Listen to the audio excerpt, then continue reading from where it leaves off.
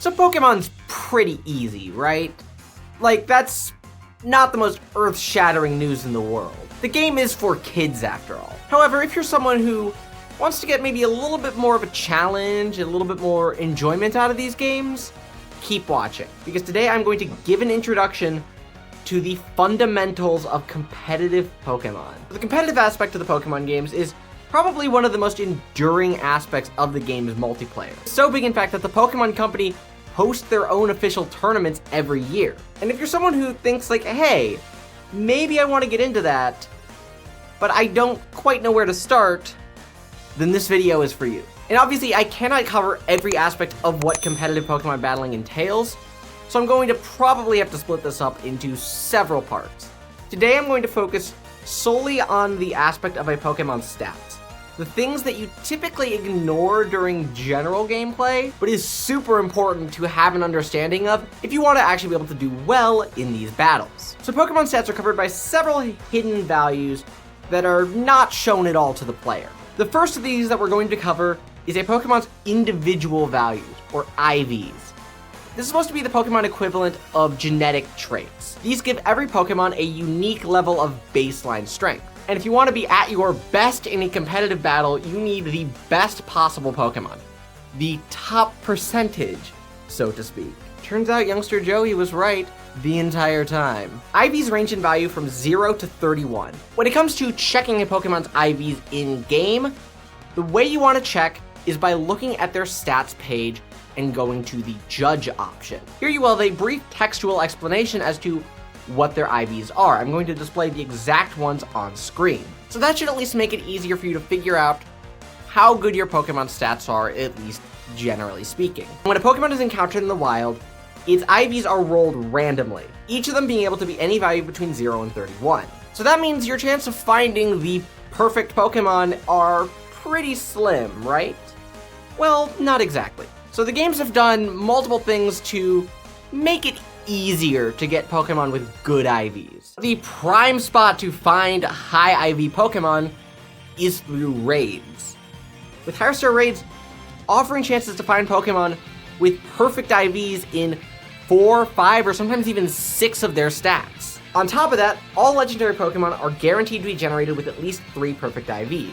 Beyond that though, the other main way to find Pokemon with perfect IVs is through breeding. This is due to the fact that Pokemon hatched from eggs actually inherit some of their IVs from the parent Pokemon. So by default, a Pokemon will inherit 3 IVs at random from either parent. However, there are certain hold items that can give you a little bit more control over this. For example, these 6 power items, which I will get into a lot more detail about later, will guarantee whatever stat they raise is passed down from that parent. In addition, the other useful item in Pokemon breeding is that of the Destiny Knot.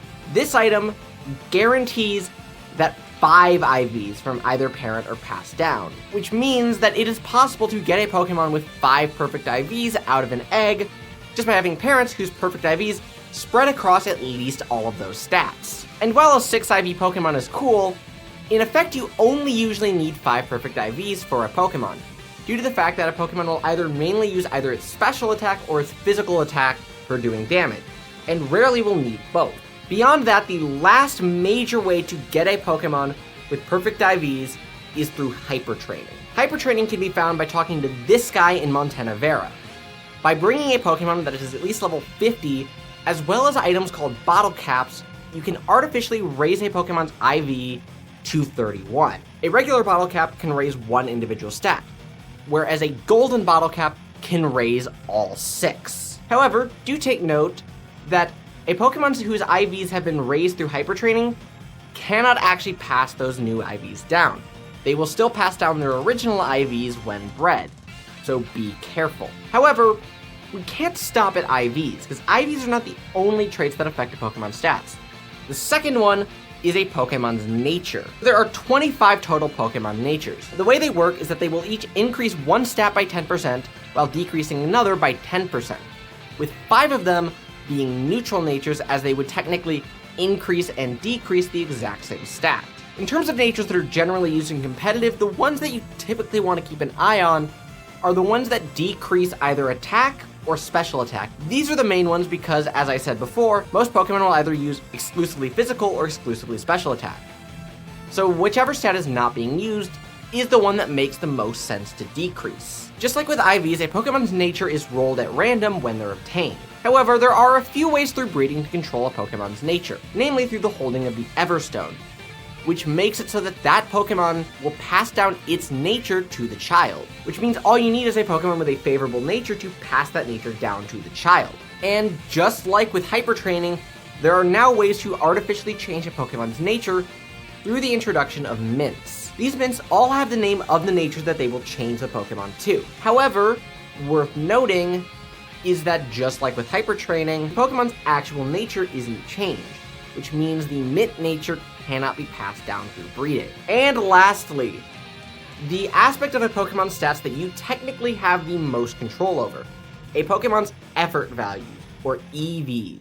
EVs range from 0 to 252. These are obtained quite simply by defeating wild Pokemon in battle. Each species has a preset number of EVs that they'll deposit into each stat. A value from 1 to 3 in 1 or 2 stats is most typical. The power items, which I actually talked about earlier, also play a role in increasing Pokemon's EVs. Each one of these items say that they will increase a particular stat. By holding this item, that Pokemon will gain 8 additional effort values in that stat every time they knock out a Pokemon, regardless of the EV payout of that particular Pokemon species. That means if you were to say knock out wild Pokemon that give out 2 EVs in a particular stat, with a power item held, it takes only 26 knockouts to fully max out a stat. The other, and honestly rather expensive way to increase a Pokemon's stats is through the usage of vitamins. When using a vitamin on a Pokemon, it will increase their EVs in that particular stat by 10. Formerly, these used to not be able to increase EVs past 100 in a stat, but that has since been lifted as of Generation 8, meaning they can now be used to take a Pokemon's EVs all the way to the top. Now, before you run off to max out all your Pokemon stats, there's one more thing about EVs that I have not told you about. That is that the total number of EVs a Pokemon has is also capped.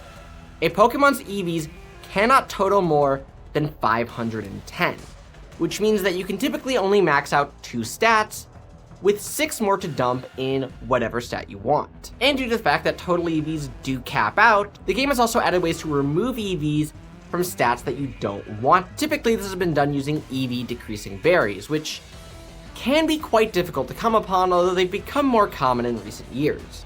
These act as the reverse of vitamins, decreasing a stat by 10 apiece, while also raising a Pokemon's friendship, which is super helpful if you're trying to get friendship evolutions. And as we've recently learned, the upcoming DLC for Scarlet and Violet will introduce items that can wipe all of a Pokemon's EVs down to 0, which means it's possible to take your party Pokemon, wipe the slate clean, and raise them up for competitive. So hopefully with all of this information, you have a decent idea of how to train up a Pokemon. However, you might still have questions as to how should I train a Pokemon? So I do want to get into that at a later point. For now, if you want to just get an idea as to the types of spreads that people use, I would highly recommend you go check out Smogon.com. They have sets for practically every Pokemon that is currently in Scarlet and Violet, which hopefully should act as a start to give you an idea as to what your competitive team might look like. At least until I get to the video where I actually talk about different roles and how to actually build up a team.